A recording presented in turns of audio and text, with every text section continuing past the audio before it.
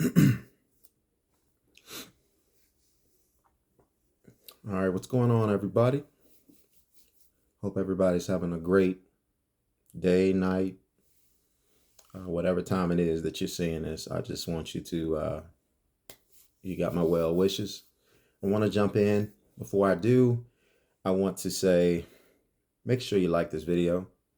Make sure that you're commenting on the video. Comment something. Talk to me nice, but definitely comment something. It really helps the algorithms. Also, share this video. Share this with anybody that you know. Share it on your timelines. Share it in your emails. Share it in the DMs if you feel like this is impactful. And then also make sure you subscribe to this channel. Okay. I have some other things that I have in tow, but I want to make sure we got some subscribers and we're moving in the right direction. All right. So without further ado, let's go ahead and jump right in. Okay. And I want to talk about two things today. I want to talk about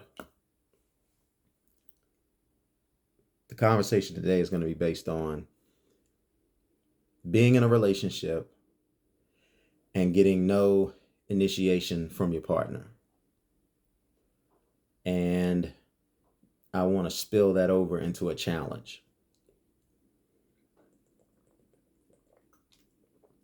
Fellas,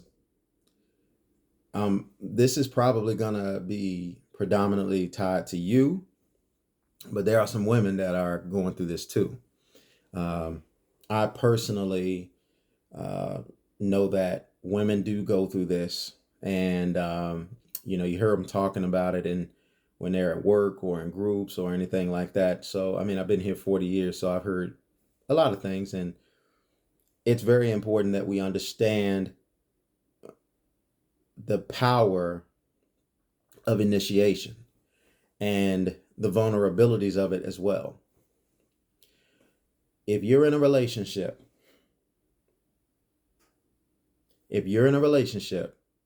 and every time you have intercourse, it's always one person initiating the intercourse. So fellas, if every time you want intercourse, you have to be the one to initiate intercourse. Or ladies, the same. If anytime you want to have intercourse, you're initiating it. It could be a number of reasons, such as you don't give your partner enough time to initiate. You might hear that. So if you are a communicator and you're communicating this to your partner, say, look, I want to be desired too. I would like for you to initiate, intercourse sometimes too. It makes me feel desirable. I don't want the streets to make me feel is the only place I can find out that I'm desirable. I want you to desire me. Well, yeah, baby, I do desire you. Yeah, well, I want you to show me you desire me. Well, I would show you, but you don't give me a chance to show you, because every time I think about initiating something with you, you're all on me. So that could be true. That could be true. But it also could be an excuse.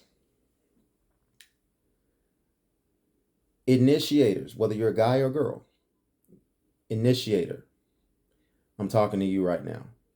If you are the one always initiating sex and you want to find out two things. You want to find out how attracted your partner still is to you, and you also want to find out how much discipline you have.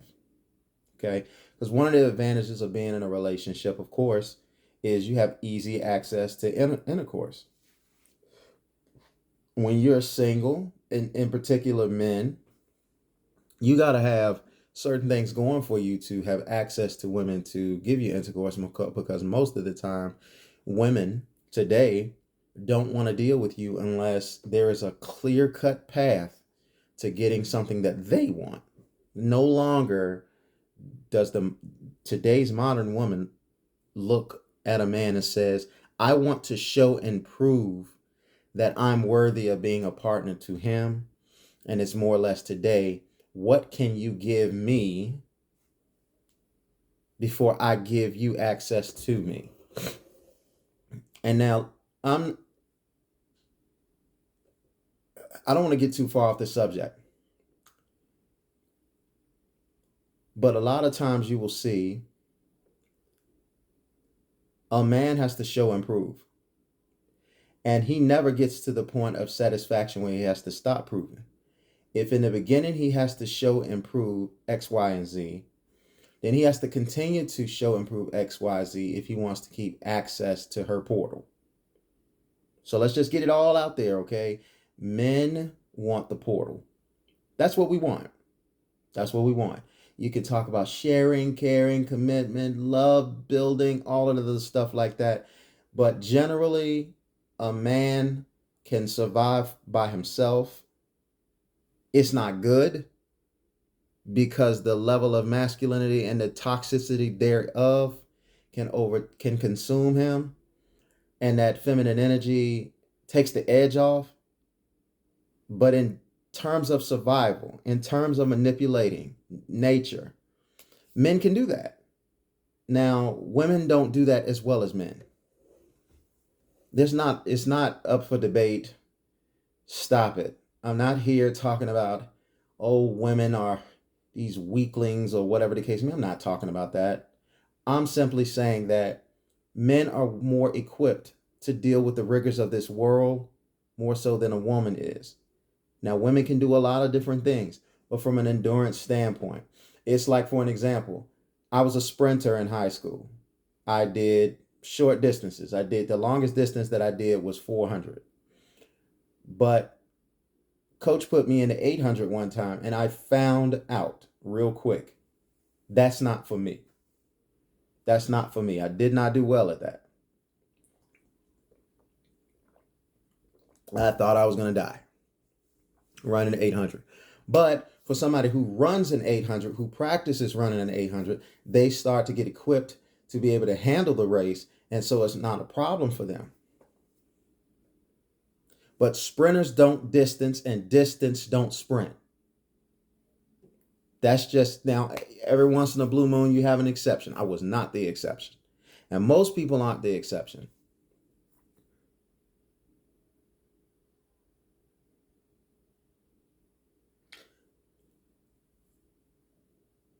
When you start to think about the initiation of intercourse, ladies, as I said before, men, it's not politically correct to say this, so I'm going to say this because it's not politics here. Men want that portal. That's what we want. We want access to that portal, and we want peace. If a man can find a way to have access to that portal and peace, I'm telling you right there, that's pretty much all he needs. All of the other things he could care less about. But since there's a duality between men and women, there are things that he has to compromise to be able to have a chance to obtain peace and portal. Now, ladies, I get it. Some of you young tenderonis out there, y'all like to have a lot of intercourse, or y'all can have a lot of intercourse. If y'all are in a relationship, y'all can have a lot of intercourse. I'm not talking to you, because I think one of the things to set up a good monogamous relationship with a man is giving him as much access as he needs to that portal. And you don't get to determine what he needs. Every day. Nobody needs it every day. I can give it to you every other day. I can give it to you. It's whatever he needs. That's what he needs. Some men out there, they need it every day. Some men out there, they need it more than once a day. And some men out there, they need it maybe once or twice a week. Some men might need it once or twice a month. Find your speed. Allow yourself to be chosen by the man that is your speed. Be clear, communicate. Sorry, I had to make an adjustment there. Forgive me.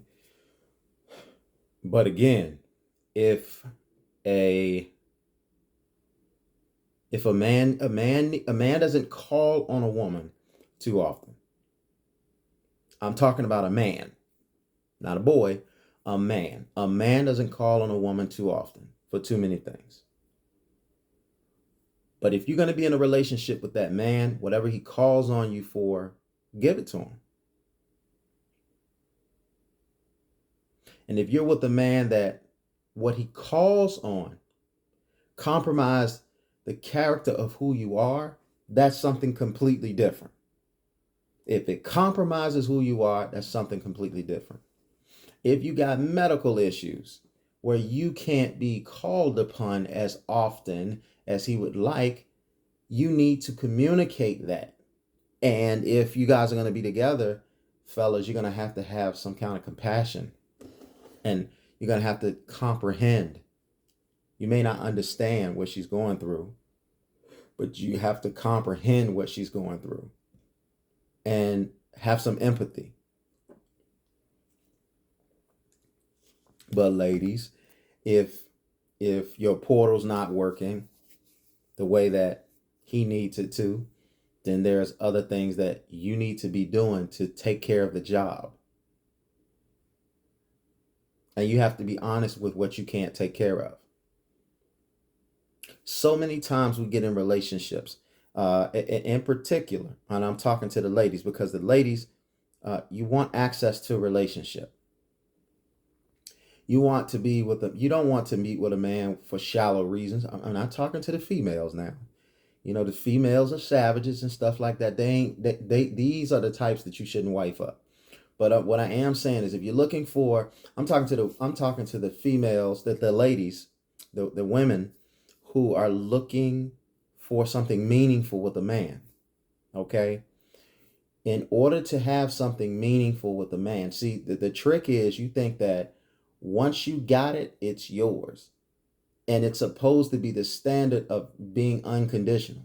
But what I'm teaching us men to do is to not be unconditional unless you are getting what you're getting unconditional. For instance, if your girl is mad at you, is she still putting out what she puts out when she's good with you? See, because if she is mad with you and she stops putting out whatever it is that she typically puts out when everything's all good, then that is conditional. Now, men, it's not tolerated for them to be conditional, right? But we need to be. See, a man has to provide and protect unconditionally. No conditions should change that. He's happy with his girl. He's happy with his lady. It's all good. He does what he does. He provides, he protects, he produces, he nurtures. Okay. But the minute, the second, the moment, and the hour he's displeased with his woman, now it's thrown in his face. Remember, unconditional, for better or for worse, for richer or for poor, in sickness and in health, till death do us part. That's thrown up in his face. That is the understanding, whether it's an undertone or an overtone. That's the expectation of a man, is you have to always give what you give regardless of the situation. And understand that as a woman, when I'm going through things, I'm just not going to be available for you to talk to like I used to. I'm not going to be available for that portal that you want access to. I'm not going to be available as a companion, and I'm not going to be available as a helpmate. That's where we are. That's where we are right now. Because if we're not getting access to the things that we signed up for marriage for, it's a problem when we rebel. And we need to go into the relations letting the ladies know, please comprehend that I'm giving you access to this relationship because what you have given me to this point makes me want to give you access to me on a deeper level and a committed level. But you need to understand that when I give this access to you, not only can you not let your guard down, not only can you not continue to give me what you're giving me, you have to keep it that way, and or you have to look at ways on improving what you're already given, and while maintaining that at minimum, you need to be giving, working on the things that you're weak at to make yourself better for yourself, for me, and for us as we grow as a family. And look, I'm not big on divorce. I'm not. I'm not big on divorce. I'm not big on throwing the relationship away or whatever the case may be.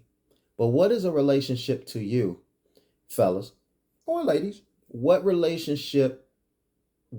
is the meaning of the relationship to you if you're not getting what you need from it? You absolutely positively need what you need, whether it's food, companionship, helpmate, or anything in between. Whatever you need and you made clear. And if you haven't made it clear, sit down at the table and make it clear. But what good is a relationship when you know you need something and your partner refuses to give it to you? There is no excuse for that. How come you don't give that man access to your portal? Or how come you don't give that woman access to your magic stick? Oh, well, they know why. Why? Oh, well, there's been some infidelity.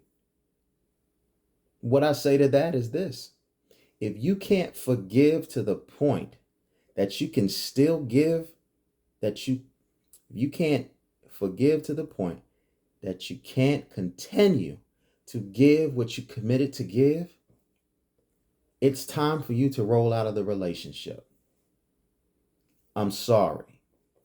This is a sobering fact. But women have cheated, and women will cheat. Men have cheated, and men will cheat. And blessed is he or she that hasn't had to experience that. But when you look at relationships, if you lined up 1,000 couples, ask yourself the question: 1,000 couples, I've said this before, 1,000 couples who have been together for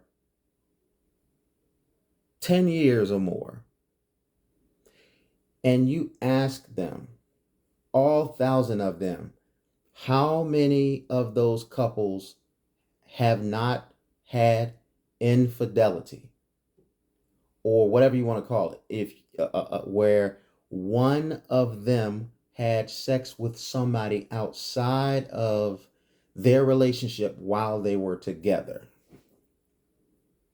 Because I'm not going to go into the details of what it is for a man and what it is for a woman and what qualifies and what doesn't qualify. I'm not getting into that. I'm just talking about simply how many men and women in those relationships are going to say, we have never been with anybody else since we've been together. You're going to hear technicalities. Well, when we were together, we haven't been with anybody else. But when we separated, it doesn't matter. I'm talking about from the moment that you've been with that person. How many people how many of those couples has anybody ever stepped outside and had intercourse with someone else? We try to make that like it's not common. And it is. It is very common. we want to not face the reality. I'm watching this series called Savage Kingdom, right? And it's about Botswana, and it's about the animals,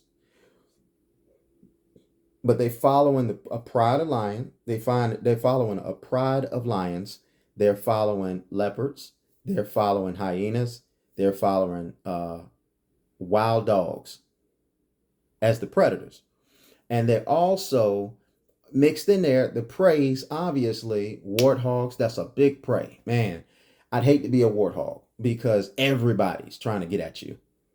Okay, you got elephants. Elephants don't get hunted that much.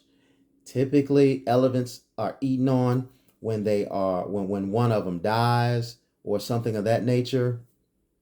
But you have other animals out there that are fair game for the predators. And even with the lions, the king of the jungle, the lion, he protects his pride. There are sometimes nomadic lions that come around and they're looking to mate. And those lioness, they're not faithful. If you can get close enough to them, they will give it up. And in one scenario, there was this nomadic lion who came around and he was rubbing up on one of the lionesses of the pride of a lion named Sikakama. And he hit it. He got her. He got him some portal. Okay. And when he got him some portal, he kind of hung around a little bit. And here comes Sikakama. Sikakama, he was like, yo, don't nobody mess with my lioness. Don't nobody mess with my queen. Get up out of here. And then they started fighting, right? And so the nomad left. But if the nomad got her pregnant, and Sikakama senses that those puppies not those puppies, but those cubs that come out aren't his, what do you think he's gonna do? He's gonna kill them. But did he leave his queen? Nope, he didn't leave his queen. Now I know there's different rules than the rules of the jungle, but what I'm trying to say is, it's tough, man. There has to be so many different. You have a lot of women that will call men insecure for protecting what's theirs.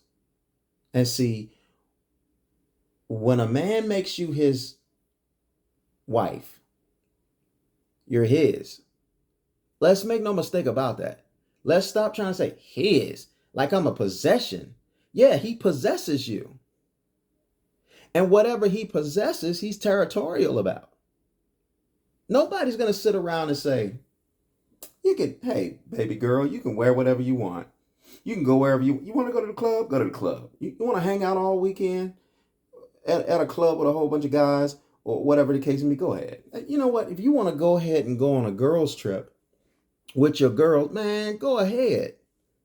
Like any real dude that cares about his wife, he ain't going to be thrilled about those things, and he doesn't want those things to happen. And matter of fact, if you want to do those singular things when you're married, that's your problem.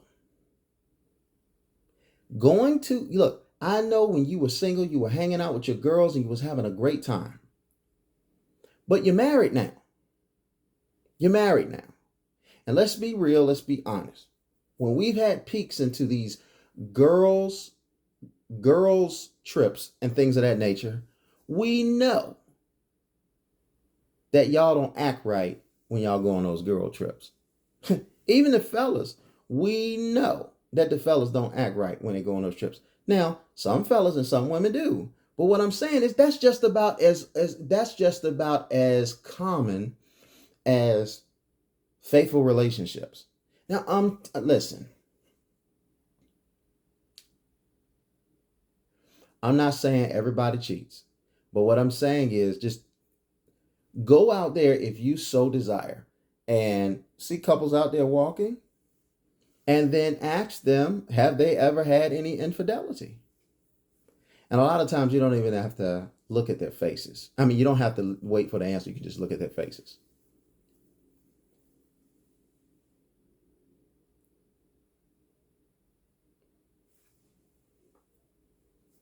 So when we start talking about this initiation and everything like that, you got to think about your relationship in total. You got to think about when you guys were, typically, you will hear this from couples. When we first got together, we were going at it like rapids. She would come to see me, I would go to see her, and it was just complete savagery.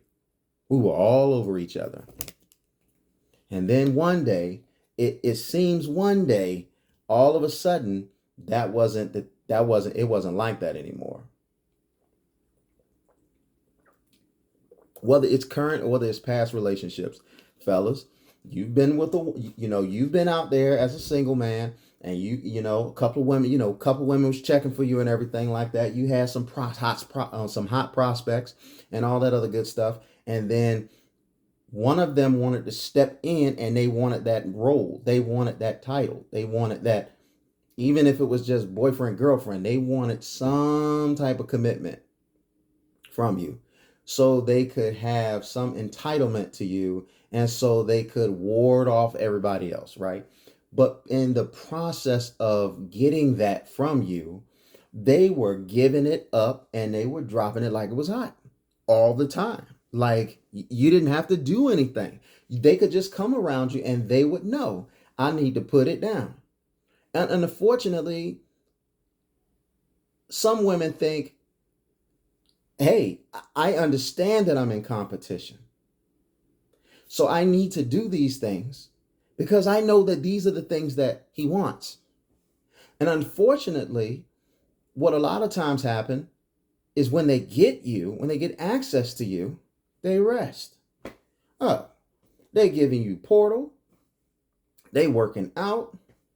They keeping it looking good. They make sure they have the best appearance. They make sure they're the most pleasant to you. But when they've secured you, unfortunately, game over for them. They don't play the game anymore. They relax. And fellas, you need to let them know what you're doing is making me want to give you access to what you want to have access to. But I'm telling you right now, if I stop getting it, do not be upset that I'm losing interest. And do what you got to do to protect yourself going in. Some people get prenuptial agreements. Because fellas, if you have a high drive and she's meeting that need of high drive, that's what you're saying to yourself. Because really and truthfully, in essence, portal is portal. You got some bad ones, some poisonous ones. But generally speaking, portal makes you arrive. If I can put it in a nice way. Portal makes you arrive. But, so if when you need some portal, one portal in particular is available to you consistently, I'm telling you, ladies, we have no problem committing to that. Because that's what we want. We want access to that portal. But I'm telling you, you women that are running around crying about dude cheating on you, dude messing with other women while he with you. And I just got one hard question to ask you. What is that peace? What is that environment like that you provide in terms of peace? And how often do you say no when he wants access to you physically? How many of you are making excuses? Excusable and inexcusable. Yeah, well, we used to go at it like that, and now we got children. Okay, you have children. You got to be a little more calculated. That's the answer to that. You got to be a little more calculated. You just can't do it with spontaneity anymore. I get it. But you can schedule it. You can schedule it. Look, the only time we're going to be able to do it is in the morning. And at night, we may have an opportunity to do it during the day. But most people don't have an opportunity to do it during the day. They have an opportunity to do it when the kids are resting, sleep, taking a nap, something like that. The naps can be used for spontaneity. But when it comes to night when the kids go to bed, I'm too tired to do it. No excuse. You don't understand. Look, I've been saying that men don't understand women and women don't understand men, but we can certainly comprehend each other. And you need to stop thinking about yourself so much, because monogamous marriage is the type of relationship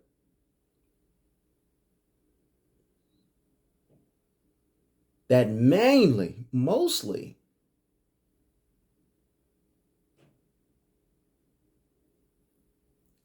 is a neglect of self. I tell people, if you're a selfish person, but you want to be in a relationship, you should be in a relationship where the responsibilities all that you're supposed to have on you doesn't fall all on you. You should be in a relationship where you share those responsibilities, ladies, with other women. Maybe you don't want your man out there messing with this, that, and the third, but maybe you can set it up so he can be in committed relationships with another person or more, however many he can tolerate. And then the responsibility that falls on a wife. And we talk about that. Wives, being a mother and being a wife is the hardest job in the world. We so famously say that. And the reason is because the expectations of what a woman needs to consistently cultivate and maintain is completely impossible for one woman to do. And if a woman forges to do all of those things, go find that woman who consistently does all of those things. I'm talking about keep the house clean, keep the kids in check, keep the husband in check, and then come up off them draws at whimsical notice. She may be doing that, and she may look like she's doing good, but ask a woman who's doing that after 5 years straight. What does she look like? What does she feel like? It takes a toll.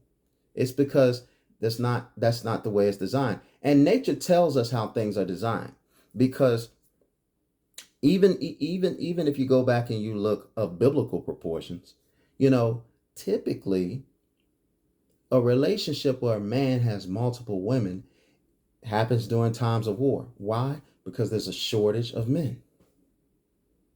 It's not the ideal situation for anybody, right? You think, oh, it's great for a man.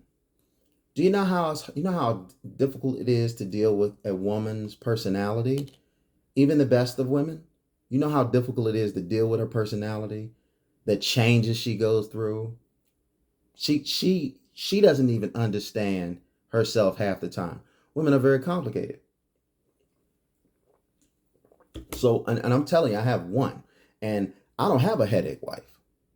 And even me not having a headache wife, it's difficult to predict how she's feeling, what she's feeling, and when she's gonna feel it. And I mean, I've been with her for years. It is very much so a challenge. Women don't even half the time know what they want to eat, but they want you to know what they want to eat. Women half the time don't know what it is that they want to feel. They want to feel something and they want you to figure it out. women are so complicated that they can they want to find they have this unrealistic belief that they will find a man that's going to be so in tune with them that he's going to be able to know her better than she knows herself, and so she can figure some things out. And it's funny, women will go, a man and a woman will be in the car driving, and baby, she'll say, "Baby, I'm hungry," and he'll say, "Well, what would you like to eat?" I don't really know. And then he'll start making suggestions of restaurants or places to go get something to eat, and she shut him down. She doesn't know what she wants. She's so complicated, she doesn't know what she wants. She just knows what she doesn't want. She ain't figured out what she does want. Now, is there some semblance of being able to accomplish this? Yes. You have to be very, very in tune with your woman. Like, and when you have intercourse, that gives you an opportunity to be able, it's not just recreation, it gives you an opportunity to be able to understand what she can't convey because your souls are tying to each other. There's things that men and women, they get to a point where they just can't explain how they feel. That's just what that's there is no such thing. Watch this. There is no such thing as hatred. It's just love. But love, when you don't know how to express love, the frustration comes out in the form of hatred. Because how can you hate something that you don't care about? If you don't care about it, you don't hate it. You're not connected to it. It's the difference between somebody dying that you know and somebody dying that you don't know. You can acknowledge that it's sad that a person died. You hear about somebody getting shot on the news and you can have empathy, but empathy is not sympathy. Okay? You can have compassion, but compassion is not direct feelings. But when somebody dies, somebody gets murdered that was close to you, it's going to hit you different because that person you were connected to. So in semblance of a relationship, ladies, you want a man to be able to, you really want a man to really, really on the deep level get you, comprehend you. You have no chance of that happening if you guys don't communicate. And communicating ain't always this. Your souls connecting can communicate to each other better than hours and hours of conversation. And it takes effort.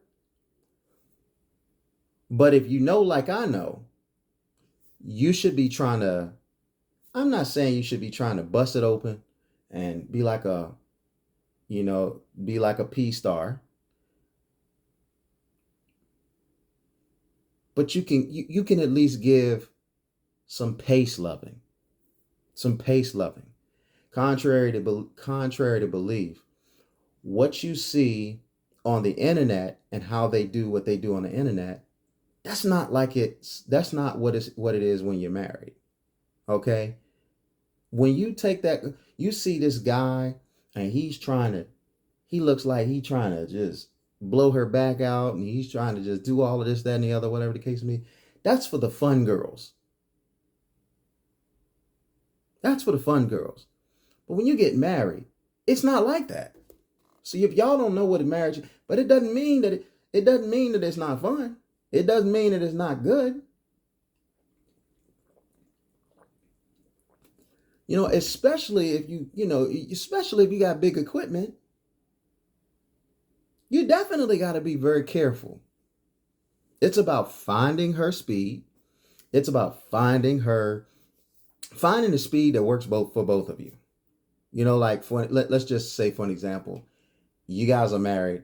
Her speed is 2, but you can't get what you need out of 2. So you compromise. Maybe let's try 3. Let's try 4. And as a man, as a leader, you're trying to find out where your woman is. And you're trying to meet her as close to where she is as possible without sacrificing your momentum towards where you're trying to get to. That's physically, mentally, spiritually, and emotionally. If you got to so much as go all the way back to get her, and it impedes you or stops you or stymies your growth in the direction of where you're trying to go, you may have to reevaluate if that person is right for you. You may have to reevaluate if that person is right for you, because life's too short, one life to live. Your purpose is everything. Her purpose is everything. That's why you need to find somebody that aligns with your purpose, somebody that's going in the same direction as you, and know what the destination is too. Because I've said this before. If I'm in Maine and I'm going to Florida and I'm taking 95 all the way down, just because I can't stress this enough. Just because that person needs to ride down on 95, you need to find out where they're going. Because if I'm going to Florida and she's going to South Carolina, she's going to act right and everything's going to be all good till I get to South Carolina. And then she's going to have this propensity to want to get out. And I can't be mad, because if I didn't take the time to find out that she was going to South Carolina and I just ran with the fact that she needed to go 95 South too, that's my fault. See, that's what courtship is. Courtship is finding out the who, what, when, where, why, how. What you're looking for, what you need, what you want, what I need, what I want. Does it mesh? I'm telling you, dating is not for anyone but people who have something that they're building together. Marriage. Oh, I take her out to dinner. Oh, I take her trips. I'll take her here. I'll take her here. Okay, at your own risk. She just may want to be flued out, as they say. She just may want to be flued out. And she can't find nobody else to flued her out. Is that are you okay with that? I mean, maybe you're at a level where you can spend that and it doesn't affect you. But I also would like to ask you, if you're able to spend that and it doesn't affect you, I'd also like to ask, what are the investments that you have in place that's working for you too? Because some of you out there are so confident that you can get the bag, you ain't trying to invest nothing. You trying to get the bag, to spend the bag, to get the bag again, to spend the bag. You have just became a tangible, materialistic, experience loving slave. You're making yourself a slave, because if you work hard for something and then it costs a lot of money to do and have an experience or something that you really, really want, that's insatiable. You're going to want more and more and more of it. And so you're going to have to keep that same energy to make that same bag again or more. Or you may even get to the point where that's not even enough. You want more. So you got to go out there and you got to work even harder. A good idea, fellas, is don't spend what you make. Spend what your money make. And I wouldn't even spend all of that, because you need to roll that back in. It's about, look, even a drug dealer knows when you buy a pack and you sell a pack, don't reinvest and buy more packs so you can sell more packs and you can make more money. Now, I'm just giving that as an example because a lot of these females out here, they like drug dealers, scammers, and stuff like that. So in a relationship, I got to see that it's prudent. I got to see that it's fruitful. What do I bring to the table? Well, we've been together. How much have I advanced? Because if I'm with a woman, you're with a woman, and things were better for you when you weren't together, that's a problem. And even if you have children together, her presence in your life is supposed to be beneficial to you, to her, and those children. So it's better to get in a relationship with somebody that you have a friendship with. You know, meeting a girl, Hey, that's cool. I like you. You're pretty cool. Hey, I call you sometime. Hey, maybe we hang out sometimes. Whatever the case may be. And then not even thinking about a relationship. But then you start saying, man, this girl is helping me with this girl is helping me with this, that, third, or whatever the case may be. Like, I want something serious with this person because like we building and we ain't even trying. All right. So let me say this. Fellas, ladies, if you're in a relationship with someone, I want you to do a 30-day challenge. Now it's going to take some discipline, but I want you to do a 30-day challenge. If you are the initiator, I want you to stop initiating for 30 days. Don't wait until Monday. Don't wait until the first day, Sunday. Don't wait until that. No.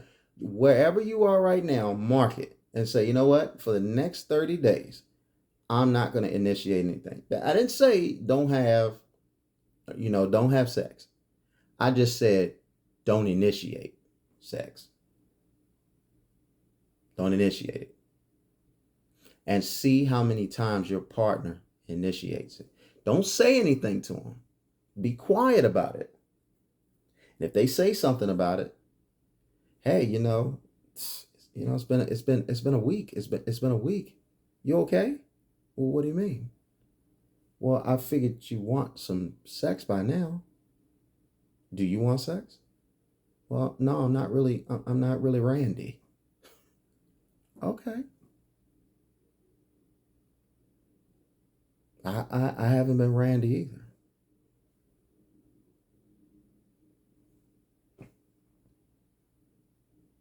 They'll think if they care. Be like, hey, look, did you want to? Yeah, I mean, I do want to have it. Yeah, I do want to have intercourse.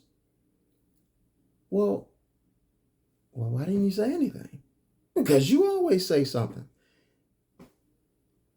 Don't you think it's kind of ridiculous that you want something and you don't come to me and ask me for it? You don't show any kind of sign. You don't do any kind of dance. You don't come to the bed with lingerie on or anything like that. Like if you don't have to just come and say, hey, I want to have intercourse. But like it's so many different ways that you can kind of show me that you want intercourse, and I can take the clue.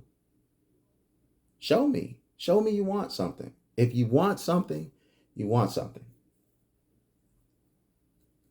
You have no problem asking me for money. You don't have no problems asking me to drive my car when you have a car. You have no problems asking me directly what you want. We're in a relationship together. There shouldn't be any gamesmanship. If you want something, you're supposed to be able to feel comfortable to ask. And you know what? I just wanted to well, how come you always, but we always do that and everything like that. I said, and you know what? I want to give you an opportunity to express your interest. Show me you're interested in something by initiating it. And I know that's not what you're used to because I've created an environment for you where you don't have to by the time you want something. See, not just in intercourse, but even like a real good friendship, a brotherhood, a sisterhood, or whatever the case may be, being close enough to somebody to anticipate what they need and provide it for them is the ultimate thing that a person wants to receive. But sometimes people get so caught up in wanting to receive that anticipation that they don't give that same energy when in terms of them anticipating. They just made to receive. My uncle told me this one time. He said there's two types of people in this world, the givers and the takers. And it's okay to be with a taker, but you better have enough to give to the taker. Otherwise, the taker doesn't want to be around. And but marriage is give and take. And some of you are in these relationships, marriages or girlfriend, boyfriend, shacking up, living in, whatever it is. Some of you are in these relationships and it's really like low-key lopsided. It's one person always giving and it's another person always taking. And sometimes the person is giving, the person is taking, they're not reinvesting back in the relationship. It's like the equivalent of the Black community. We go out there and we spend $1.6 trillion a year and growing. And that money stays in our communities about 6 hours. That's long enough to get for a man to get a haircut and go to the mall and buy clothes. That's the equivalent of a woman going to get her hair, nails done, and going out and partying and going shopping. We are giving everything that we work hard for away. And that's why we $1.6 trillion, man, that's like more than 9 countries. Well, guess what? The difference between those 9 countries that don't have the spending power that we have is those 9 countries are countries because they have group economics. And we're not practicing group economics. And in our relationships, we're not practicing group economics either. We're not practicing. That's what our relationships are supposed to be. A man gets with a woman. A woman is supposed to be self-sufficient enough to provide herself her needs, minimum. And if a lot of times a man will meet a woman and she cannot provide herself a baseline level of lifestyle, and she's waiting for a man to provide it. She wants to eat at 5-star restaurants. She wants to be flued out. She wants to be able to go shopping, do those types of things. But she does not have the means to be able to do it for herself. And when somebody gives you something, you don't appreciate it as much as if you earn it. So from a self-sufficiency standpoint, we're not talking about lavish lifestyle. Self-sufficiency, a woman is supposed to be able to be self-sufficient. Not independent, but self-sufficient. Now, when she's self-sufficient, she should bring that self-sufficiency and the characteristics thereof, she should bring that into a relationship so that it benefits a man too. And that doesn't mean she has to go out there and she has to have a crazy job, but self-sufficiency, even if she's living at home with her mother, she's still supposed to be able to know how to cook. She's supposed to be able to know how to clean. She's supposed to be able to maintain an environment of peace. She's supposed to be able to be a good help to whoever she's living with. Because it's okay if a woman, it's okay for you men if you live at home with your mom too, as long as you have a purpose, as long as you have a strategy. I'm talking about she needs to be able to have that type of thing going for her. So she's already in she's already in autopilot and doing those things. Now, when she gets with a man, she's doing those things. Those things are beneficial to him. Think about that. If he doesn't know how to cook, but he makes enough bread and he keeps eating out every day and he doesn't have to eat out anymore because he has a woman now, well, guess what? He's saving money. And then he's able to do something with that money. But without getting too much into that, you never initiate. If your spouse or your girl or your guy is never initiating, all living things want love and appreciation. And a lot of time, and women are attention seekers. Look at social media. You don't see as many guys, going barren and showing off everything to get likes, shares, and comments. You do see them do that, but at a clip of what women do, fans only is dominated by women. I'd love to see those statistics of women who use fans only to show their assets, their physical assets, to get memberships and get paid, versus men who show their physical assets to get paid. There are men who may use something like fans only, but they might be using it for another purpose. Maybe they're trying to push a product or a service, or they're trying to gain memberships and teach people skills in a certain area, whatever the case may be. But other than that, typically speaking, real men, they don't care about attention. They're not seeking attention. But just because we're not seeking attention does not mean that we are numb to appreciation. When we're in a relationship with a woman, we want to feel appreciated. If your husband, you married your husband, you probably married your husband, or you probably got with your boyfriend because you found him attractive. Now, why you stop telling him he's attractive? Oh, he knows. That's how you think. Even if we know that we are handsome, we want to hear it from you. But then y'all take it a step further. Y'all don't want to give us that because y'all feel like y'all losing or y'all are becoming vulnerable when you do that. But then you get hot as a hornet when somebody in the streets checking for us. Can't have it both ways now. If you're not going to show him appreciation, then if he's able to get appreciation from somewhere else, you mean to tell me you want him to now be disciplined and not accept appreciation from someone else? You don't cook for him and then you're upset because some other woman is offering him something to eat and that dude is hungry? That's imprisonment.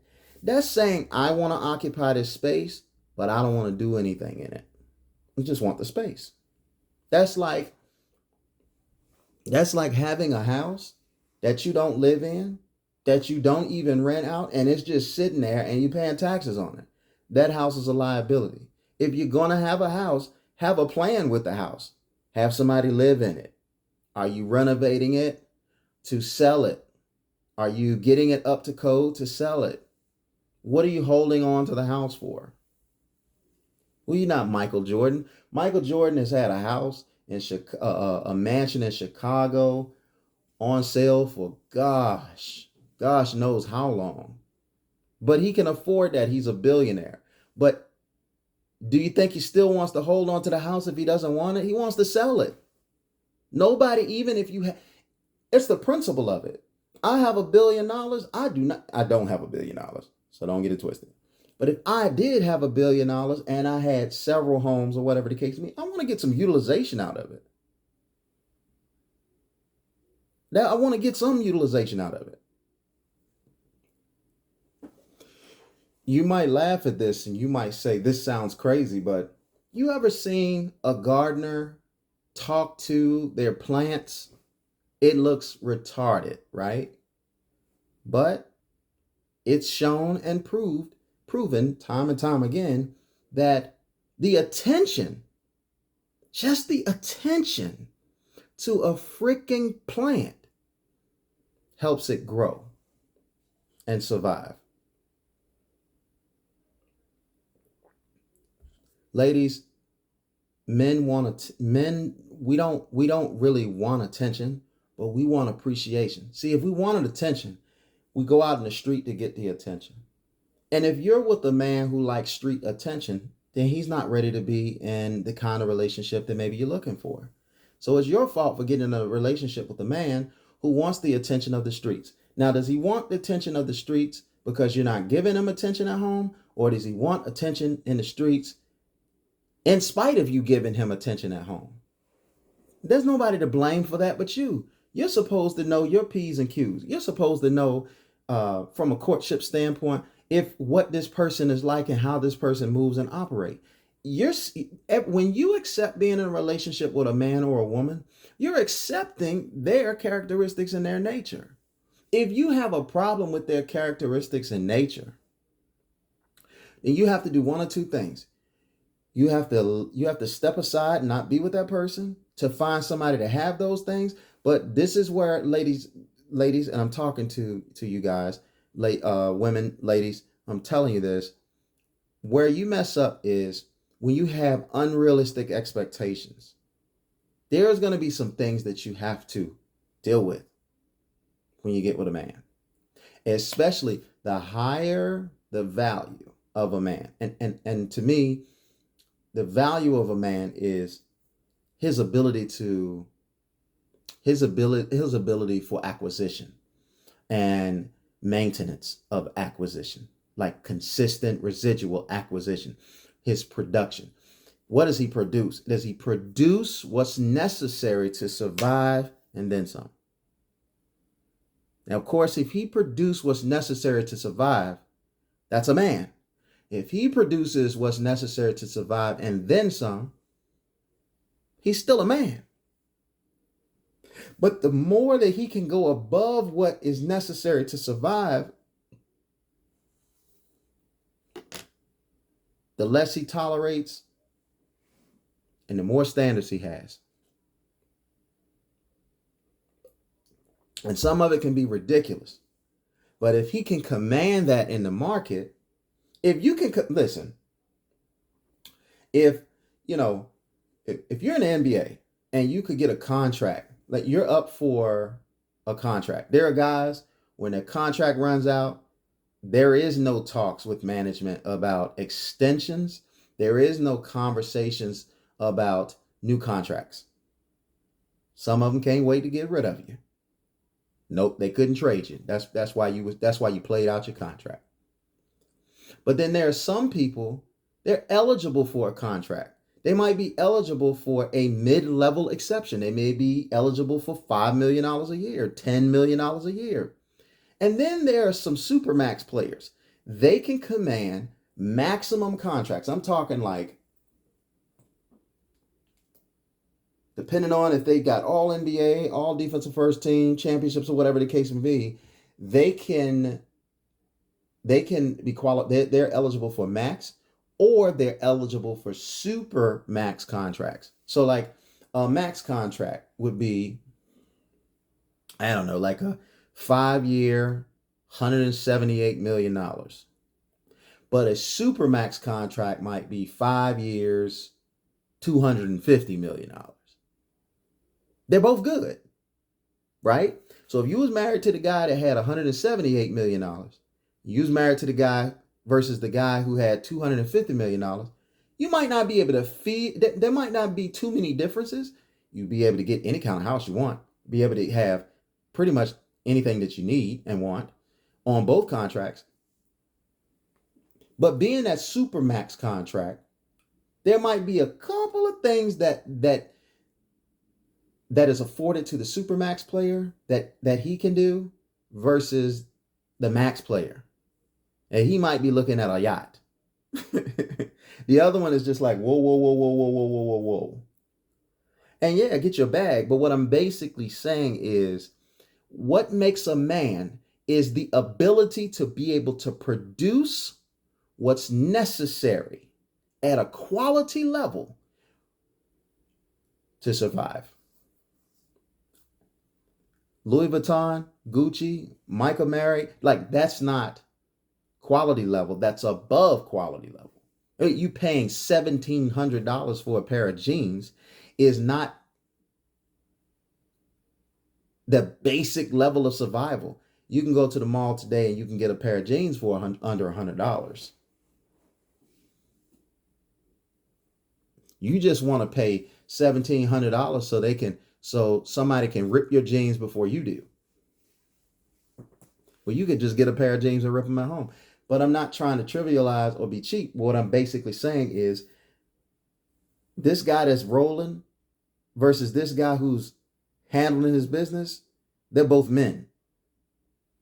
That's where the value stops. Everything else is surplus. But with surplus comes less toleration.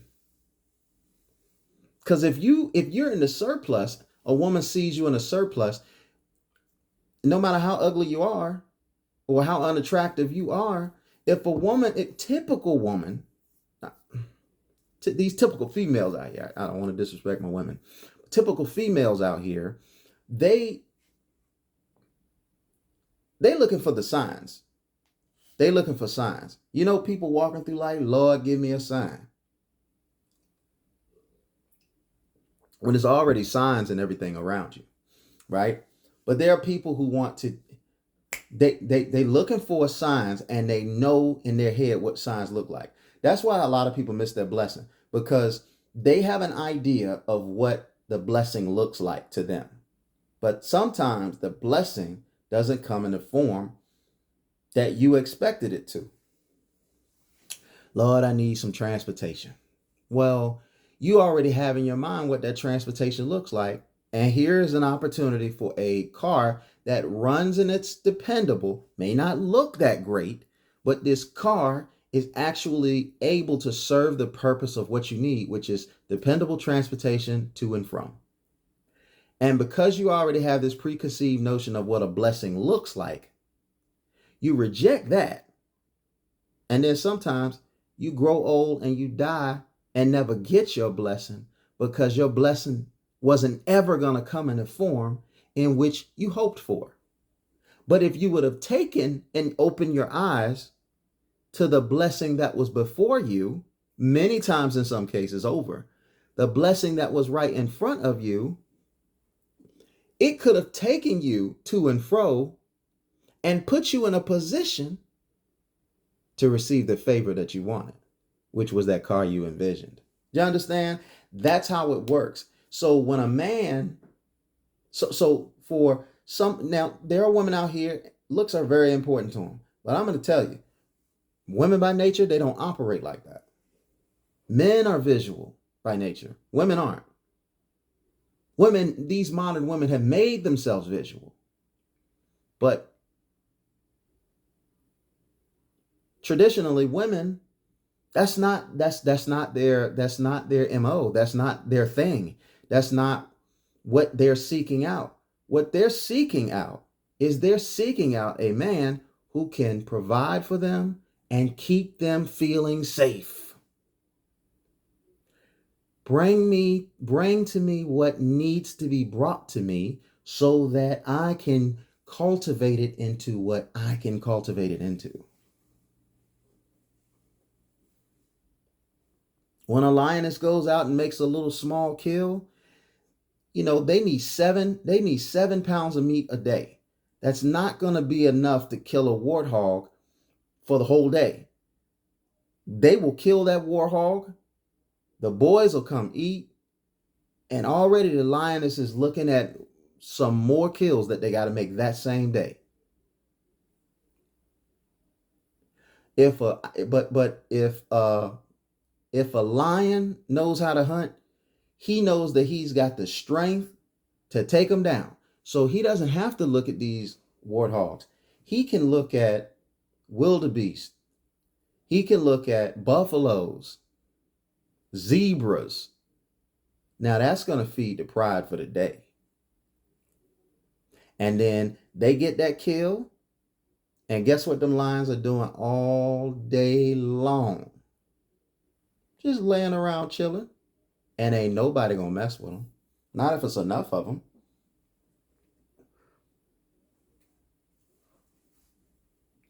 Hey, even a leopard who's not at the top of the food chain and has a lot of adversaries, even a leopard, if they catch something big enough for them and they're young, drag it into a tree where climbers can't climb, they can eat and relax for the rest of the day. Soon as hunger touches the next day, yes, they're back out there hunting. But a lot of these females out here, they want elephant every day. And that's not even possible with the biggest and the baddest lions. They have to fall on fortunate circumstances because those elephants that weigh tons can one step crush them and kill them. They know that. And even lions, by instinct, knows choose your battles. What is it, a saltwater crocodile? Like lions will eat them, but they got to be dragged on nature. Let a lion go in the water where there's saltwater crocodiles. It's over with. Why? Because I believe the PSI, the PSI of the bite of a saltwater crocodile is, I want to say it's over 3,000, maybe more. The biggest and the baddest lions are like 550. So when a saltwater alligator could do damage to metal. Might mess their teeth up, but they could leave marks on metal. If not, depending on the size of the metal, crush the metal. So, you literally would have to have a ideal situation for a lion to be able to make a meal of a saltwater crocodile. It ain't happening. So, you feel me what I'm saying? Ladies, you need to, ladies and gentlemen don't have this problem. They don't. They have a sense of awareness. They have a sense of empathy and paradigm shiftability to be able to be in tune with their partners. But it ain't a lot of ladies and gentlemen out there. It's a lot of females out there saying that they're ladies. Shanae used to say, "I'm a lady." And we know dang on well she wasn't no lady. And didn't act like one. That's why it was a funny joke.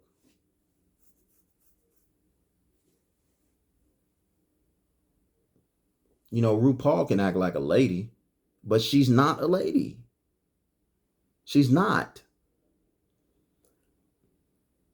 RuPaul was born as a man. What you want to be and what you are can be different. But that's going to hurt some of y'all feelings right there. So we wouldn't want to do that. But for 30 days, do not. If you are always initiating, stop it. Just stop for 30 days. Have some discipline. This may help you get some semblance of control of your life. I'm not saying control of her life. This may give you some semblance of control over your life. Because a lot of times, if something rules you, it consumes you. And listen, we all love Peace League.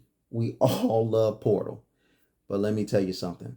The man that lets Portal rule his life won't amount to anything at all. And he certainly isn't accomplishing his goals. The only way that a man allows Portal to rule his life is if a woman is totally responsible, careful, and considers him in everything and won't allow him to fail. Like a woman saying, "I know you want to, I listen, I want to do it too. But, when you come home from work, I give you some. But we got to get this bread." That's understandable. But what's not that's comprehensible. But what's not comprehensible is you using that as an excuse every turn, like he's got some time to do it. Don't you got to go to work? Yeah, I don't have to be in the office until 9 o'clock. It's 6:30 in the morning. I think you should get ready for work. Make sure you see what I'm saying?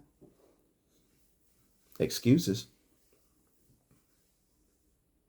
And that 30-day challenge is going to, and what I want you to make a note of in 30 days. If you can go 60 days, go. Look, fellas, ladies, I'm not telling you I'm not telling you can't take care of yourself or whatever the case may be. But do whatever you got to do. But in terms of depending on your partner for access to intercourse, just shut it down for 30 days. That does not mean if your partner comes to you and wants some, give it to them. Don't deny them. Pay attention. I'm not saying don't have intercourse for 30 days. Don't initiate intercourse for 30 days.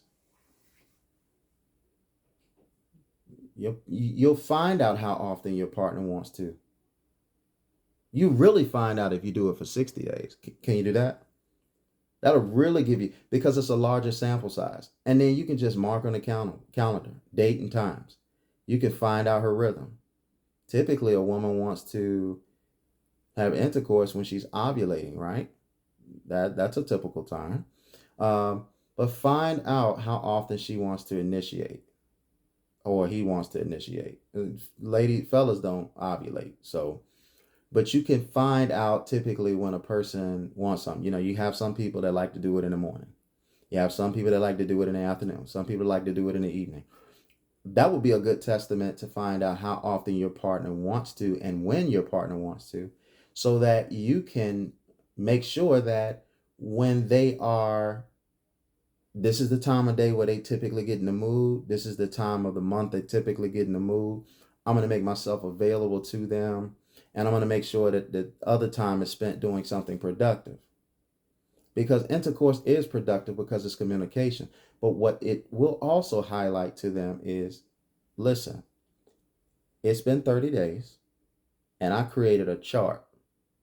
They might be upset that you did this, but who cares? I created a chart. Now, if you notice, I haven't asked you for any intercourse. And look, this is how often you ask me for intercourse. Or you could do it like this. Hey, I want you to look at and make it a novice thing. Make it like a blind test. And let's just say you do it for 60 days. Say, hey, listen, I got a hypothetical situation. Here is a chart. Here is a calendar that marks 60 days.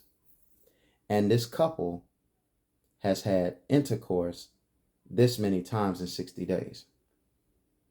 What are your thoughts on that? Because a lot of times they might not be paying attention. Because, sometimes, especially for women, as soon as they start having children, that's when it typically happens. And they will be so caught up in what they got to do with their children, they may not even bring themselves to think about it.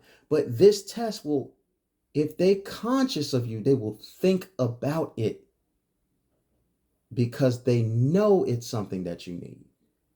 And it could be anything for the next 30 or 60 days. Just cut off asking your partner for anything. Just cut out your asking your partner for anything. It ain't just sex. It's food. Don't tell them you're hungry. You get hungry, go fix it yourself. Okay? You need this taken care of. Don't ask them. You take care of it. Now, if your partner volunteers something, take it. Fellas, if your partner comes into the room while you're sitting in there and, undress you, let them. Don't have an attitude. Let them. If they want to perform whatever they want to perform on you, let them. But let it happen on their initiation. Same thing. You've been getting on your, you've been out there busting your hump all day, and you done got on your wife about paying these bills, and she forgets to pay them, forgets to get around them, or whatever the case may be. You pay them. If she forgets to go to the grocery store, whatever the case may be, and whatever it is that she should be doing or he should be doing that they're not doing, just start doing it for yourself. But don't make a stink. Don't cause problems. Just have the mindset. Watch this. My mom used to tell me every day that the trash was full to take the trash to the trash can. But here's the thing about my mom. My mom would not hunt me down to take that trash out. What she would do is if she asked me to take that trash out and I hadn't taken it out by a certain time, then I would hear her in the kitchen ruffling the trash bag, and I knew she was taking the trash out. And you know what that would make me do? That would make me feel some semblance of guilt because she asked me to do something nicely once and she wasn't chasing me to do it. So she did it. And you know what I would end up doing? I got it. And then it turned into, why is it the only way I can get you to take out the trash after I ask you to take out the trash is when you hear me in the kitchen ruffling the trash? What is it? I was like, I don't know, Mom. She's like, you need to figure that out. Because when you got to do something in your life, you can't wait until the last minute to do it. Just get it done. And I struggled with that when I was a kid. I wanted to do my homework at the last minute. I wanted to go outside and play and not do my homework until the end. Then I was up at 10, 11:30 at night doing my homework or studying. And I wanted to have my pleasure first and I wanted to have my work second. But we know you got to make sure that your work is done before you can have your pleasures. And what she was teaching me was by example, because I didn't want to see somebody that I love labor. And I didn't want to see somebody that I love struggle. And I didn't want to see somebody doing something that I was supposed to be doing. So now that was just me. Now some people take out the trash. Okay. Fine, you're not taking out the trash. I'm going to take out the trash. And they'll sit back and let you take out the trash. And you need to find out if you were a partner that's going to let you do it or show some guilt. If you got somebody that will show some guilt, you have something to work with. But if you have somebody that shows no guilt at all about doing something that they are supposed to do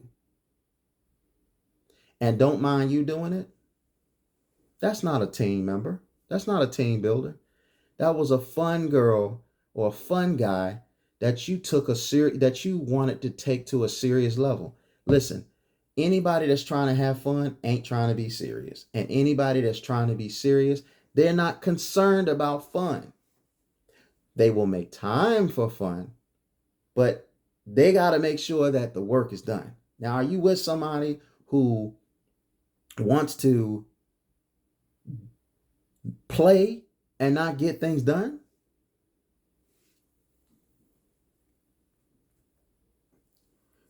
You should be in a relationship with somebody it is important for their relationship with you to be good. There needs to be constant evaluations. There need to be constant of the relationship. There needs to be constant evaluations of self.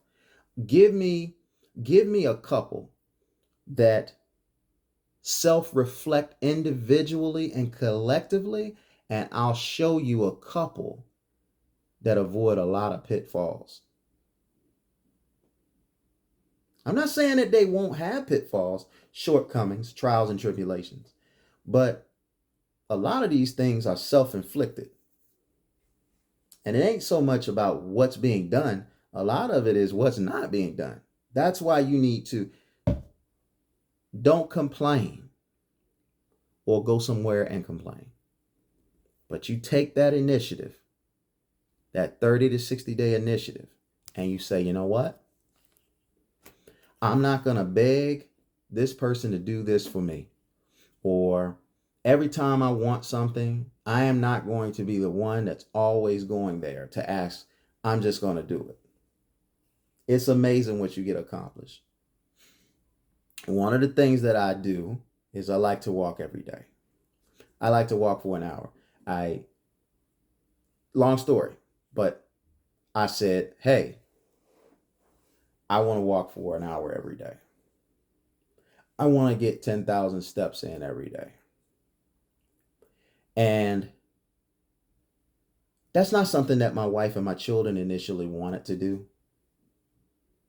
You know, my wife wanted to do what it is that she wanted to do, and my children wanted to do whatever they wanted to do. And it was my big brother that told me, he said, you can show better than you can tell. And so he said, it's going to feel lonely in the beginning. He said, but whatever you need to do for the embetterment of yourself, just do it. You can't always take the people that you want to take on the journey with you. They have to want to come. And sure enough, that wisdom led to, I started seeing results. I started getting smaller and my clothes started feeling loose and all of the stuff like that. And people were noticing it. People were noticing it. And my children would say, well, my oldest would say, I want to come with you too. And I'll say, okay, sure. And so my wife would say, I want to come with you too. And I said, okay. And I didn't deny them that.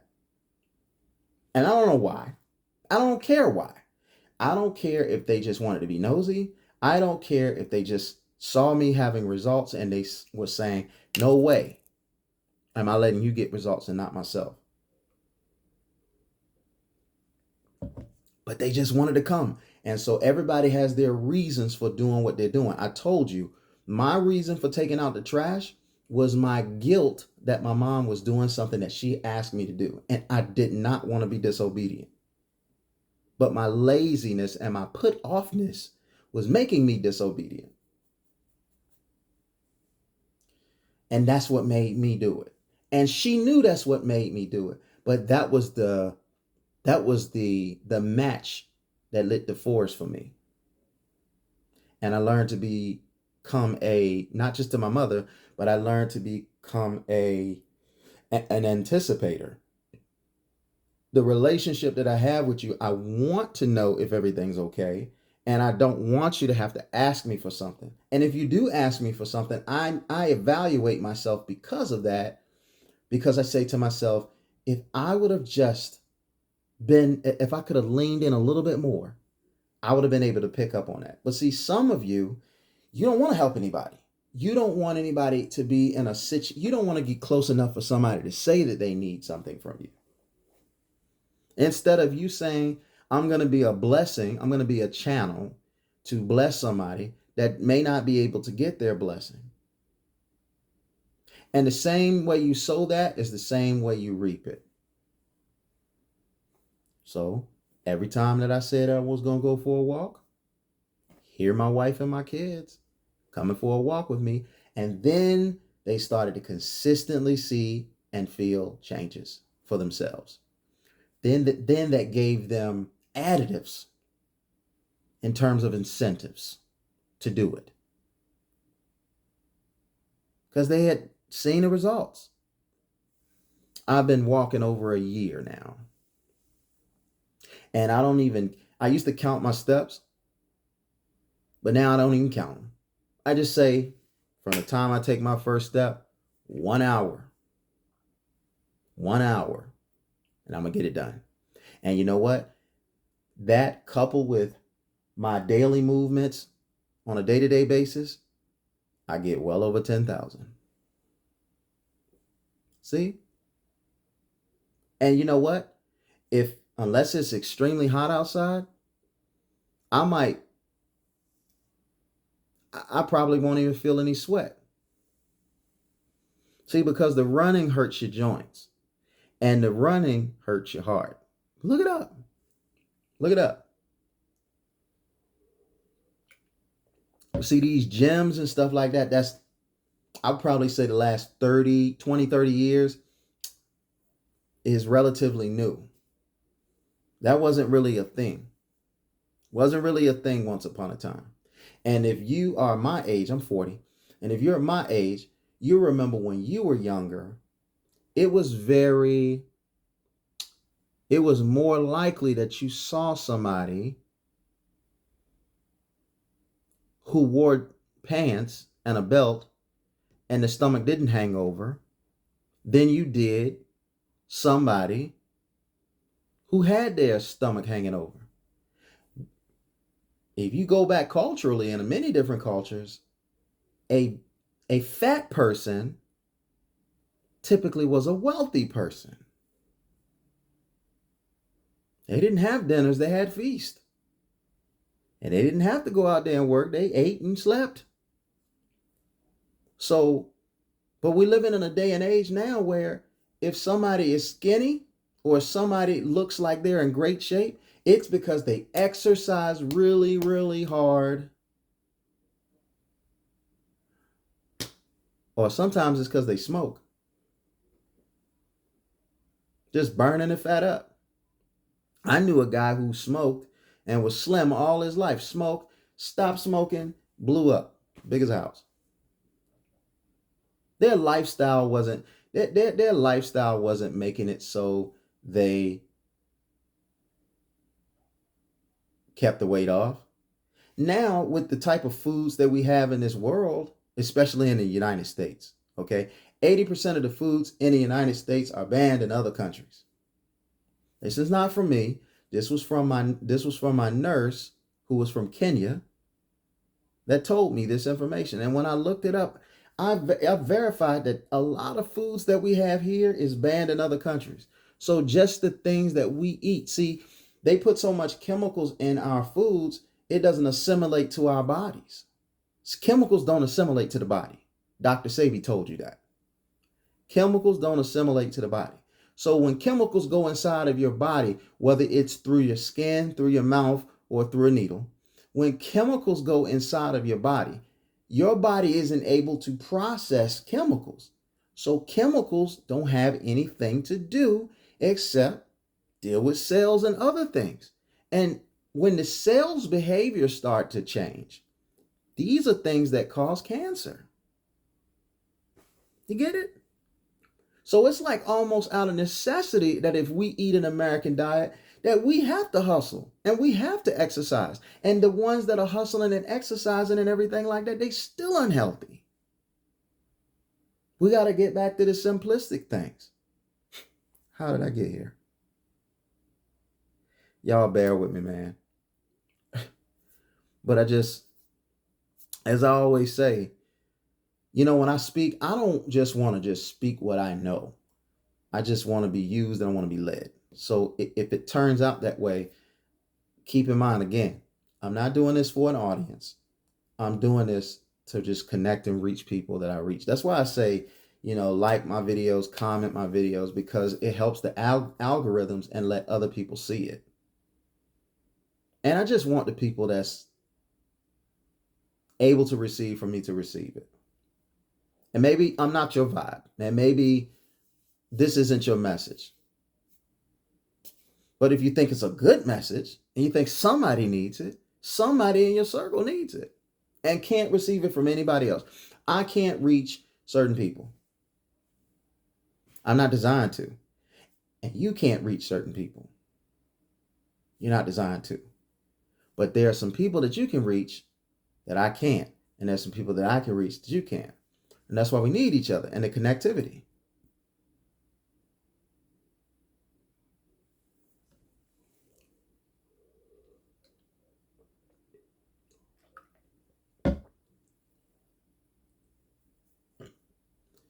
You got to find out with your partner, because your partner is never going to tell you this.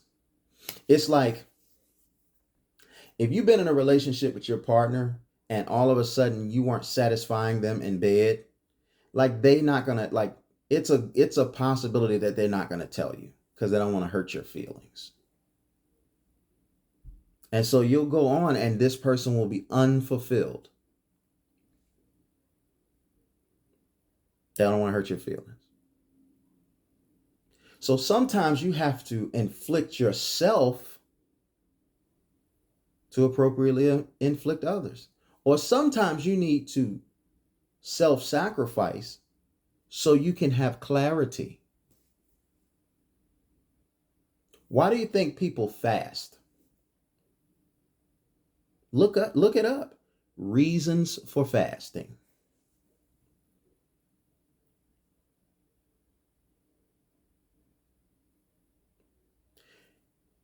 Some of you give, and your giving is blocking your vision.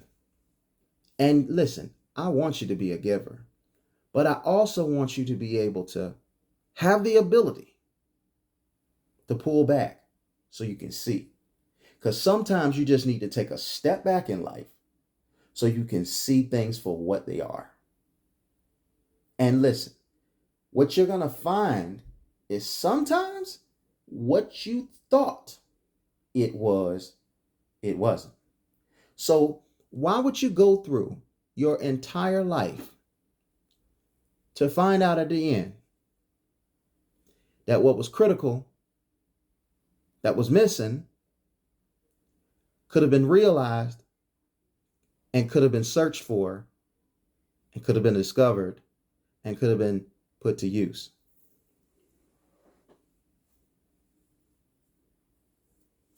So I want you to use your imagination. And I'm not just talking about intercourse. Whatever it is that you're depending on for your spouse, whatever it is that you're depending on for your spouse,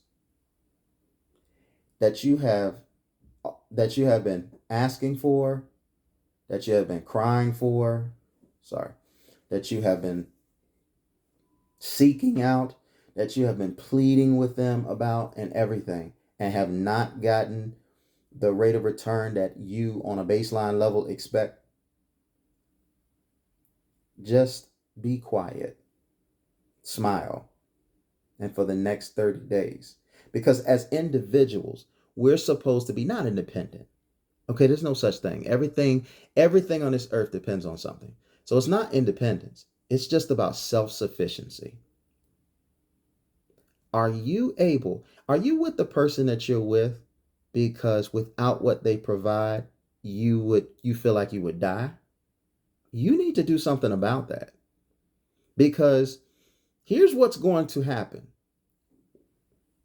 Guaranteed, one day that person is not going to be there. Whether you leave them first by choice of flight or they leave you by choice of flight. And what I mean by flight is death.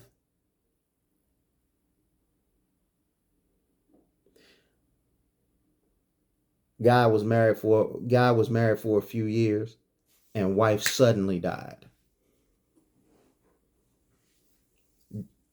Never in his wildest dreams did, and this is true. I'm telling you, this is true.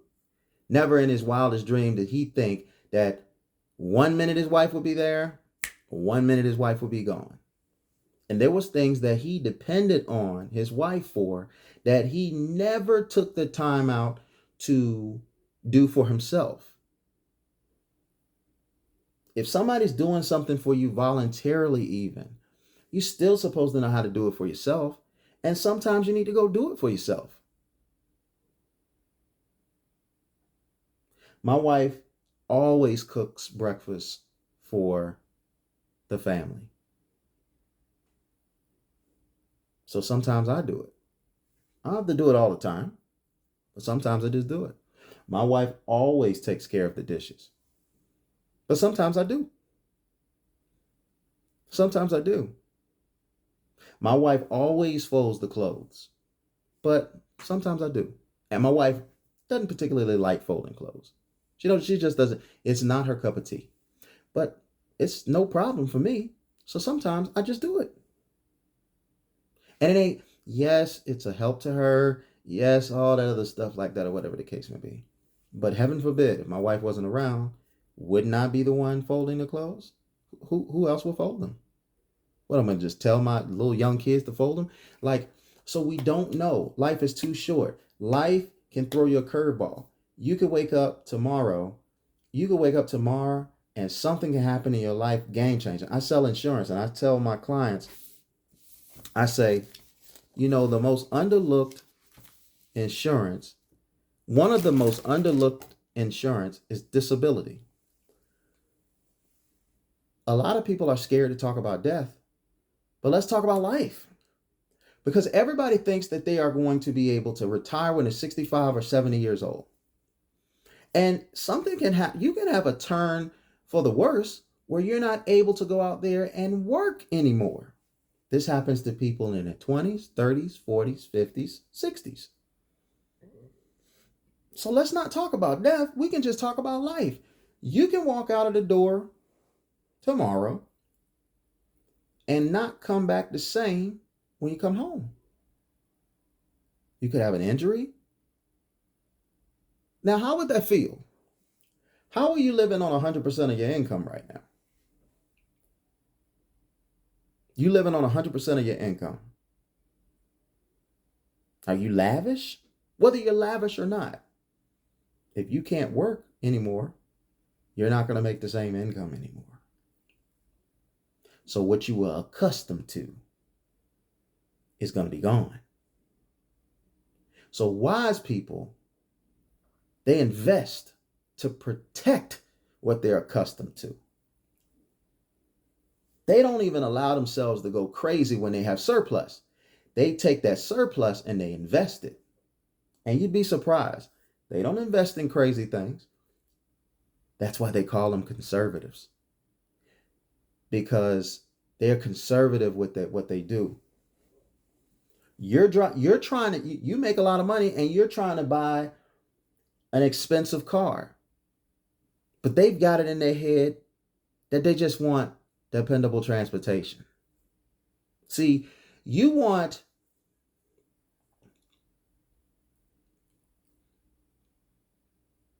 I'm just thinking of something.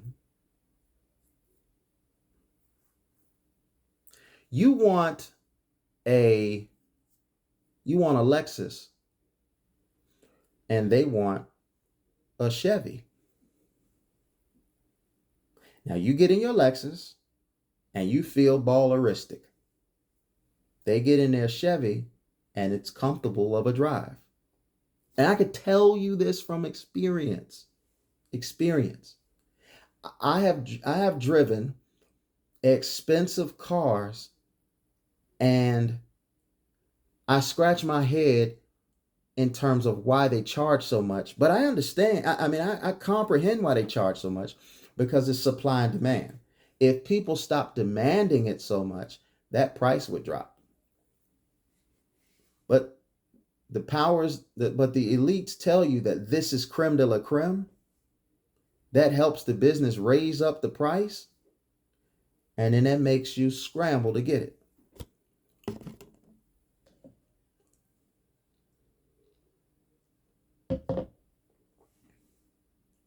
So I'm telling you this, guys.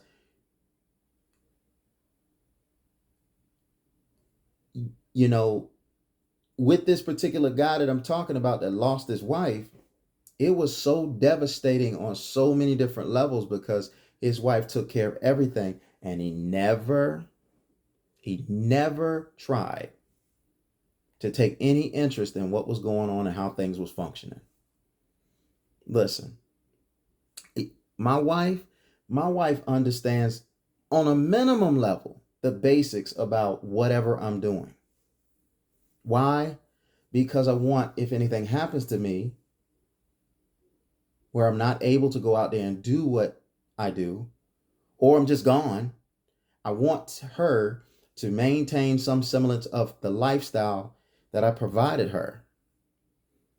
So she has to know. So there'll be times that I'm talking to her. She might not be really enthusiastic about what I'm sharing with her, but she understands this is something that I need to know. That goes for you're in relationships and you don't want your partner. See, there are boundaries in relationships. Okay? Respectful boundaries. So for instance, if you're married, you and your spouse should know how to get into each other's accesses, emails, phone numbers, those types of things. One, if you're doing that, that makes you more accountable because you're not going to do some stupid stuff that your partner going to see. But from a respect standpoint, your partner should never go into your things unless you tell them these are the stipulations where you go into my things. It's not about nothing to hide. Why do you have I have a password on my phone. My wife knows my password on my phone. And no, if I found out that my wife was going in my phone because she was suspicious of me and I wasn't giving her reason to be suspicious, that's an internal problem she has, and we need to try to figure out what we need to do with that. But my wife has the password to my phone. My wife doesn't go into my phone. But the reason that she has the password to my phone is I have things that may be in my phone that she may need critically. And if I'm not here, she needs to get to it. This guy let his wife run all of the finances to the point he didn't even know what was going on. And then she passed away. And then he didn't know how to get access to it. And the wrong people did. And they took it.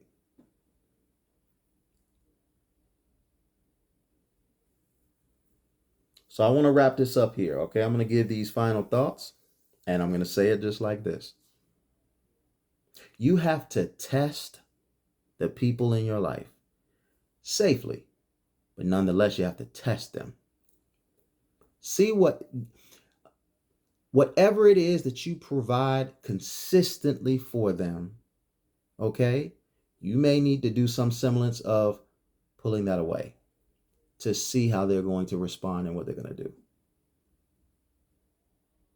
Now, use wisdom and discernment, okay? Don't take something like, don't pull the plug on them, okay? I'm not talking about your kids and pulling the plug on you, man. You got to take care of your kids. But what I'm saying is, if there's something in particular, whatever it is, that you sit back and you think about this with your spouse, and you say, this is something that I feel that they should give to me unconditionally, but they don't give it to me unconditionally.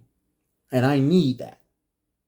So typically, if I want typically what I need becomes what I want when I don't get it. So I start tripping over it. So I start asking for it, and I start begging for it, or I start pleading, or I do anything in between just to get some semblance of it. I'm making a decision for the next 30 to 60 days that I'm going to not ask for it anymore. Is it possible that what I'm seeking, I can provide myself? Yes.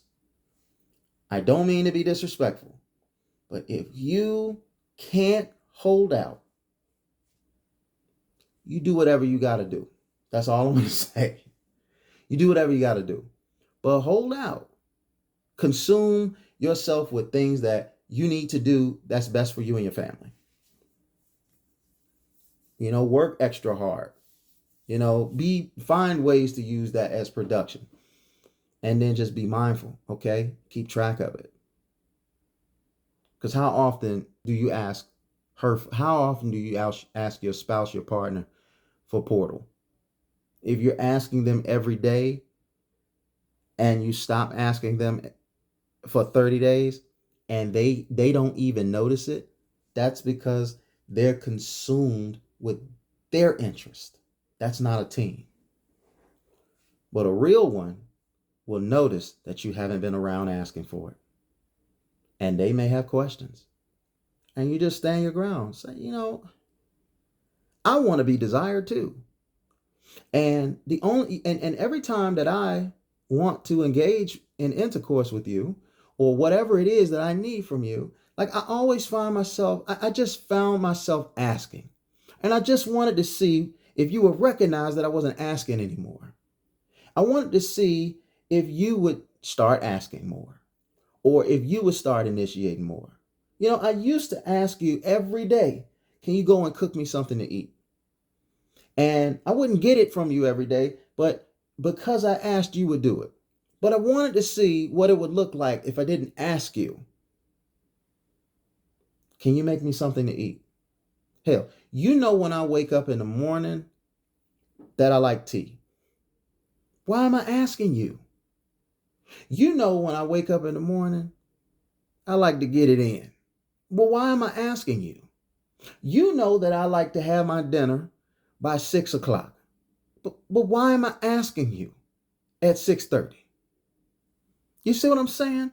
And you have to go through that. This is what is called self-infliction.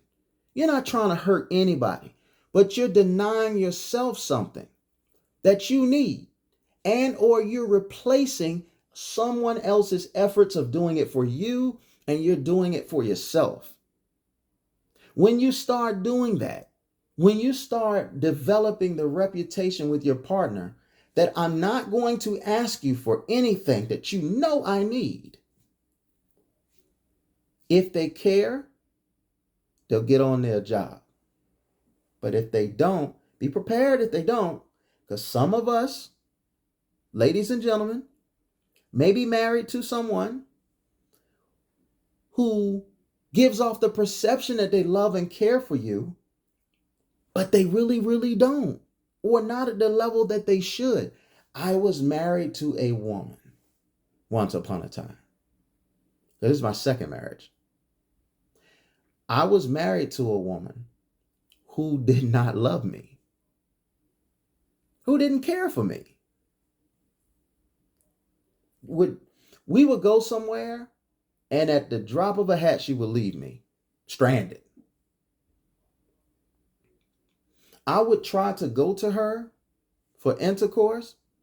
If she didn't want to do it, we didn't do it. If I was caught watching porn because she wouldn't give me none, I was a cheater. She amplified it. An adulteress. She used to dare me to go out there and be with another woman because she wasn't giving me any. And she would threaten my faith and my belief. She would use that against me. Now, of course, at the time I was Christian, she would use that against me.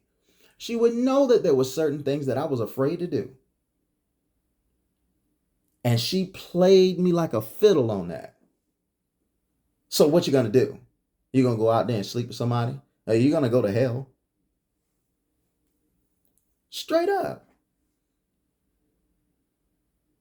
So you have to, in order to be able to gauge, you have to be able to deny self from receiving.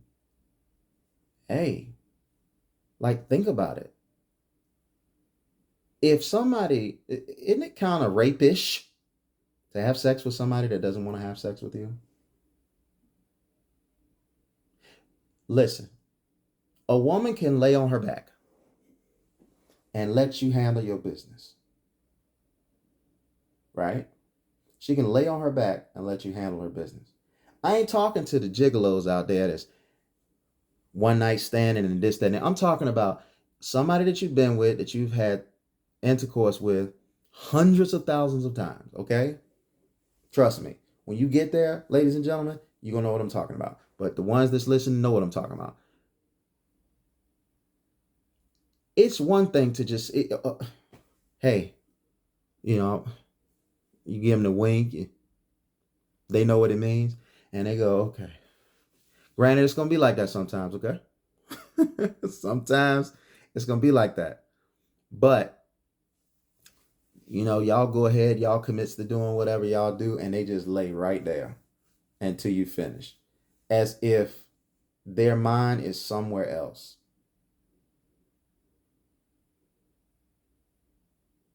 And you trying to give it to them good. But with women, if they're not in it up here, they're not in it. And a lot of women will tell you, like, for an example, if they got a lot of stuff on their mind, this is why they don't want to do it, because they probably won't, reach orgasm or whatever the case may be. And you could be piping her down. I mean, you could be hitting rock bottom, doing whatever, getting up in there. And they're just not there. And you know what? Any woman in her right mind will tell you that this is the case. And she may be madly attracted to you and everything. She just might be having some things on her mind. I'm talking about the woman that won't deny you, right? She not in the mood, but she know you need it. She'll give it to you. There's going to be times like where she's not there.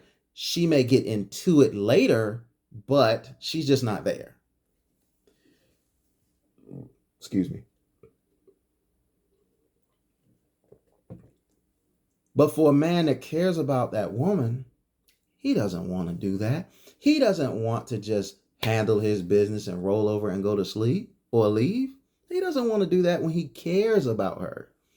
He wants her to enjoy the experience when he's getting enjoyment in the experience. And a selfless lover wants to make sure that in particular, I'm talking about guys, a selfless lover, I can't speak for all men, but a selfless lover is looking to have access to the portal and give the portal holder what they need before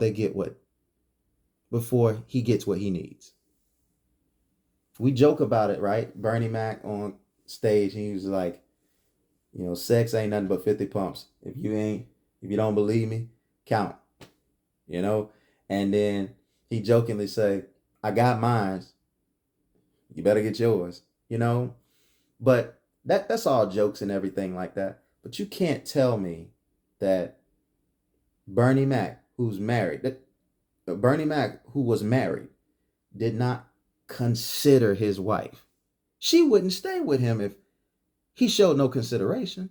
That's just like you know, these Lil Waynes of the world, or Young Jeezys of the world, or whatever the case may be. They might get on a beat and they might spit some gangster stuff, but guess what? That's not how they living. They raising they Jeezy has a wife, and Jeezy raises children and send them off to school and stuff like that. He not talking about that in rap. He not gonna say nothing like that because he trying to get album sales. He hustling. That's what hustlers do. Hustlers will do things that they don't necessarily want to do to get to the place that they want to be. And you can't apologize for that. But by the same token, they don't feel like they are responsible for the choices that you make as a man or a woman.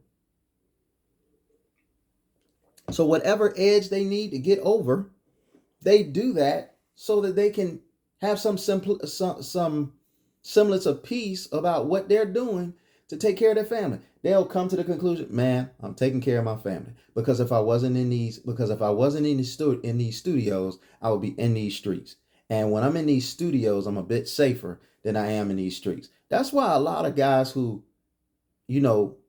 spin the block, stand on the block, or whatever the case may be, a lot of them will get into sports and entertainment because it's a means of being able to have the type of money that they need or want with less trouble. So, but they kill those dreams that they can't sing, they can't rap, they can't dance, and they can't play sports. But for the one that can, he's gonna at least give it a good old college try. So that's what I'm saying out here, okay, people? I'm saying that you need to be able to take a step back, and you need to start some of the things that you're having done for you. I'm not talking about the things you haven't done for you that you don't ask for, but the things that you have done for you that you have to ask for. You're going to need to learn how to make yourself as self-sufficient as possible. And it has to be a quiet 30 days. You can't tell them, okay, from this moment on, for the next 30 days, I'm going to do this. Because you know what? Some women can be patient enough to hold out. You will not learn the lesson. You have to quietly, and this goes for ladies too. You have to quietly stop asking your partner for what it is that you need.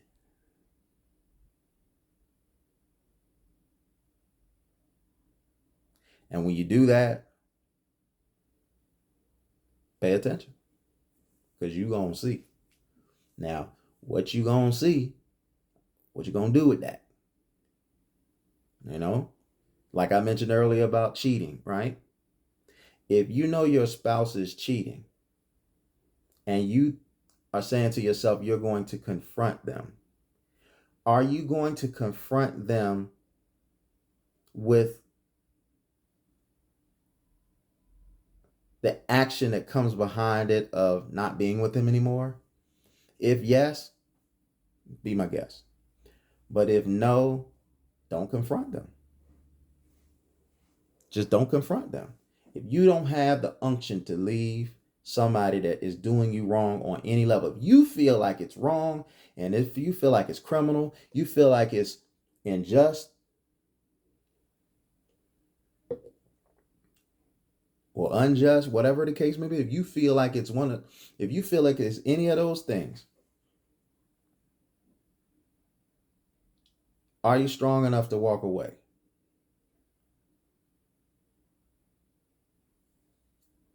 And cheater, person that's going outside of your relationship to fix something in your relationship, the answer is never outside of your relationship to fix your relationship. Unless you guys agree on bringing something into the relationship together. So fellas, if you want to be out there and you want to have, numerous women or whatever the case may be, there's a woman there's women out there that will be okay with that. They'll say, no problem.